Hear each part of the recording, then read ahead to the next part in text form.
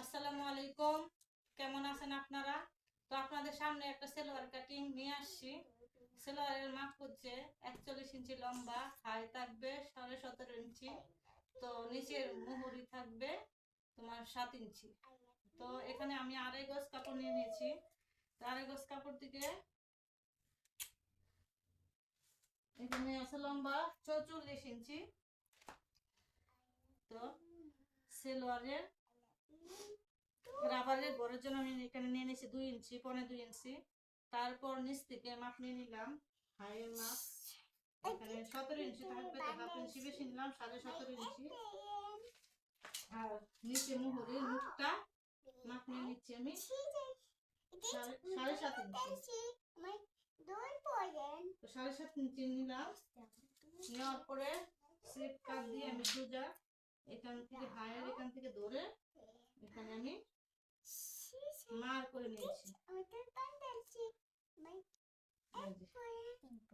আমি মার করে নিয়েছি।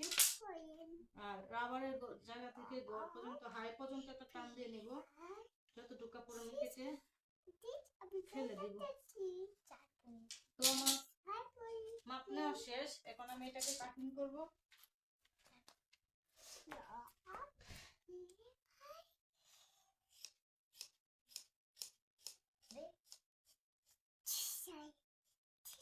আমি তো একটা বান দিয়েছি, তো এটা কাটিং করে তাই বাকিটা হলো চুপ নিয়েছি।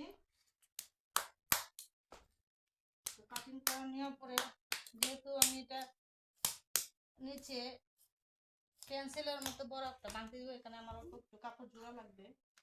আর এই বন্ধ সাইডটা আমি কেটে নিচ্ছি।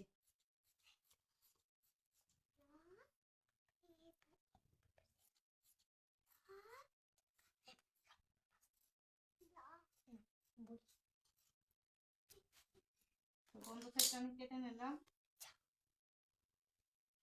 আর এখানে একটু নিচের কাপড় জোড়া লাগবে।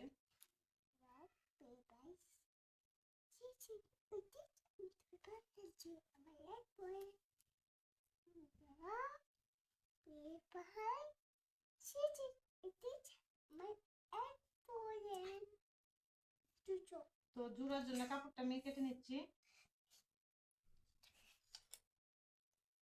এটা নিচে পেন্সিলের মতো সেলাই হবে মোটা করে। তো মোটার কাপড়টা তো এখানে কম হয়ে গেল, 3 গজ কাপড় লাগে, এখানে 2.5 গজ কাপড় পুরো নাই, তাই আমি নিচের মুহুরির পটিটা কেটে